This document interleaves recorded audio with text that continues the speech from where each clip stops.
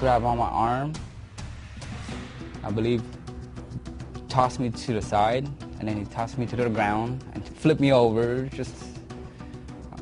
I was like, whoa. He's that man in the other Fullerton video, roughed up and wrongly accused, but now he's speaking out only on 5.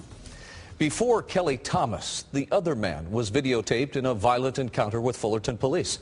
Hello, everybody. I'm Rick Chambers. And I'm Cher Calvin. Now, the victim's name is Begnaud, and he's telling his story exclusively to KTLA. David Begnaud live in the newsroom with a full story. David. Cher, this was the man using his cell phone camera to video what was happening to his friend who was being arrested. He's standing on a public street videoing a public arrest when all of a sudden you're about to see what happens. He has not spoken publicly until now.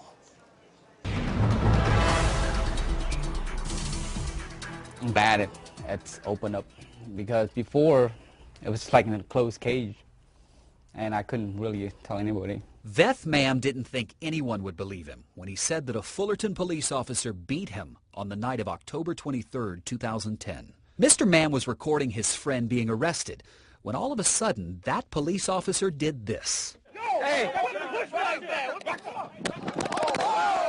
It was so fast. I mean, I was like, whoa, what's going on here? I mean, why is this officer doing this to me? Mr. Mann says he had no idea that when his phone fell to the ground, another friend picked it up and kept recording. Tossed me to the side, and then he tossed me to the ground and flipped me over. I just put my hands to the side like, you want to arrest me? Go ahead. I had nothing to do with this. That officer who used physical force on Mr. Mann is never mentioned in the official police report. As though he never touched Mr. Mann. Police threw Mann in jail for 2 nights, charged him with assault, battery on a police officer, and resisting arrest.